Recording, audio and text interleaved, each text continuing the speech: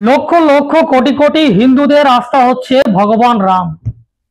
আর সেই ভগবান রামের বিরুদ্ধে যদি অ্যালিগেশন লাগে যে তার চরিত্রই হচ্ছে ফার্জি মানে কাল্পনিক, তাহলে সেই হিন্দুদের আস্থার উপরে আঘাত করা হচ্ছে না? অবশ্যই হচ্ছে। তো ঠিক সেই রকম লক্ষ লক্ষ কোটি কোটি বোধিসদের যারা ভগবান রূপে গৌতম বুদ্ধকে মানেন, আবার কিছু মানুষ দার্শনিক হিসাবে তাকে মানেন। আর সেই গৌতম বুদ্ধের চরিত্র বা তার সম্পর্কে যদি বলা হয় সেই হচ্ছে একটা ফার্জি চরিত্র, একটা কাল্পনিক চরিত্র, তাহলে সেই সমস্ত গৌতম বুদ্ধের যারা অনুগামী বা যারা মানেন তাকে, তাহলে তাদের ভাবনায় বা ভাবাবেগে আঘাত দেওয়া হচ্ছে না? নিশ্চয় হচ্ছে।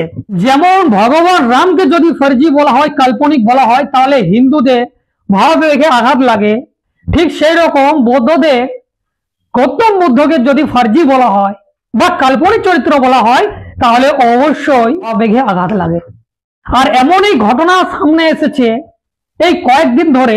এই ভগবান রাম আর এই ভগবান গৌতম বুদ্ধ, তাদের আসল চরিত্র কি কাল্পনিক নাকি বাস্তবিক? তাদের চরিত্র সত্যি কি ফার্জি নাকি তারা বাস্তবে ছিল? আজকের এই ভিডিওতে সম্পূর্ণ আপনারা জানতে চলেছেন। আপনারা দেখছেন দ্য লং প্রসেস। আমি রয়েছি আপনাদের সাথে নয়ন। সরাসরি ভগবান রামকে ফার্জি এবং কাল্পনিক বলে দেওয়া হলো।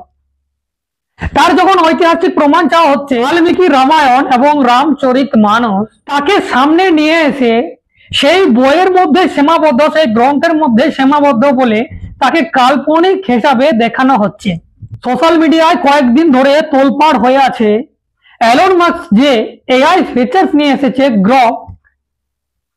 সেই গ্রককে একজন ব্যক্তি প্রশ্ন করেন যে ভগবান রাম এবং ভগবান গৌতম বুদ্ধ, তাদের এই যে চরিত্র, তারা আসলে বাস্তবিক নাকি কাল্পনিক?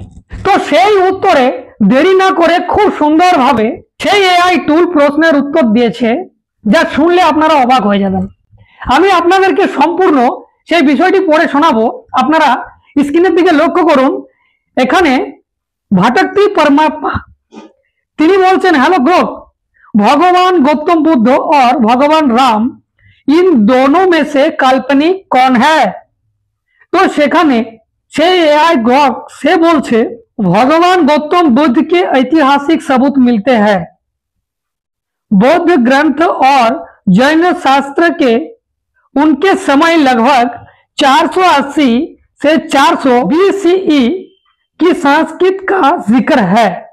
মানে এখানে বলছেন যে গৌতম বুদ্ধর যে চরিত্র রয়েছে সেটা কিন্তু সবুত পাওয়া যায়, মানে বাস্তবে সেটা রয়েছে তার সবুত পাওয়া যায়। আর সেটা বৌদ্ধদের যে গ্রন্থ রয়েছে, জৈনদের যে গ্রন্থ শাস্ত্র রয়েছে, সেখান থেকেও কিন্তু পাওয়া যায়। তারপরে কি বলছে ना, भगवान राम की कहानी वाल्मीकि रामायण और रामचरित मानस जैसी ग्रंथ में है, जो पौराणिक है ना कि ऐतिहासिक है। এখানে বলছে যে রামচরিত মানস এবং বাল্মীকি রামায়ণে যে চরিত্র পাওয়া যায় সেটা কাল্পনিক, কোনো ঐতিহাসিক চরিত্র নয়। ইতিহাসে এর দূর দূর পর্যন্ত কোনো আপনারা ইতিহাস পাবেন না। আরো কি বলছে না, রাম को ज्यादातर मिथकीय माना जाता है। মানে রামকে মিথ্যা মানা হয়। মিথ্যা জিনিসটাকে বারবার আপনাদের কাছে বলে বলে বলে বলে বলে বলে সেটাকে সত্য প্রমাণ করার চেষ্টা করেছে আর আপনাদের মগজে এটা ঢোকানোর কাজ করেছে। সেটাই বলছে যে এটা রাম একটা মিথ্যা চরিত্র। তো सबूत के आधार पर राम ज्यादा काल्पनिक लगते हैं। মানে সে বলছে যে এর থেকে বোঝা যায় যে রাম হচ্ছে সবথেকে বেশি কাল্পনিক চরিত্র।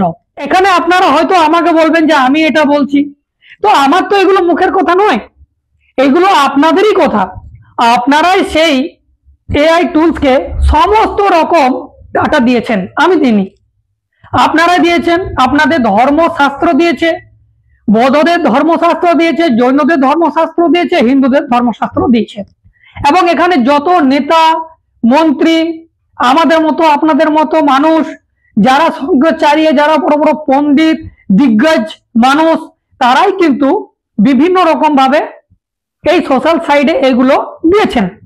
আর তার থেকে তিনি কিন্তু এই এআই টুলস আপনাদের কাছে এই তথ্য রেখেছেন। তো এখান থেকে বোঝা যায় যে রামের চরিত্র সত্যি এআই টুলসও বলছে যেটা একটা কাল্পনিক চরিত্র, এটা বাস্তবিক চরিত্র নয়। কিন্তু গৌতম বুদ্ধের চরিত্র বাস্তবিক চরিত্র। আর এর প্রমাণ যদি আপনারা নিতে চান, তাহলে আজকে ভারতবর্ষের কেন, আপনারা ভারতবর্ষের আনাচে কানাচে যে দেশগুলো রয়েছে সেখানে পর্যন্ত আপনারা খনন কার্য করুন, সেখানেও গৌতম বুদ্ধের মূর্তি বেরিয়ে আসছে। আপনারা বাইরের দেশ চলে যান, এই দেশে সব থেকে বেশি যদি কোনো কিছু বা কোনো মানুষের বা কোনো মহাপুরুষের মূর্তি থাকে, তো সেটা হচ্ছে মহামানব গৌতম বুদ্ধের। তো যার কারণে এই অ্যালন মাস্কের যে গ্রক, সে কিন্তু এই তথ্যটি আপনাদের কাছে তুলে দিয়েছে। তো আপনাদের কি মনে হয়, সত্যি কি এই গৌতম বুদ্ধ বাস্তবিক চরিত্র নাকি কাল্পনিক চরিত্র? আপনারা কমেন্ট করে জানাবেন। এবং তার সাথে এই ভগবান রাম যে হিন্দুদের আস্থার কেন্দ্র, সেই ভগবান রাম সত্যি কি বাস্তবিক কোনো চরিত্র আছে, নাকি সেই গ্রন্থের মধ্যে সীমাবদ্ধ, সেটা কাল্পনিক চরিত্র? অবশ্যই কমেন্ট করে জানাবেন। যদি প্রথমবার ফেসবুকে দেখছেন, ফলো করে নেবেন। ইউটিউবে গিয়ে সার্চ করুন দ্য লং প্রসেস, সেখানে সাবস্ক্রাইব করে রাখুন, কারণ আমি এই ধরনের কন্টেন্ট নিয়ে আসি। এখনই পর্যন্ত ধন্যবাদ।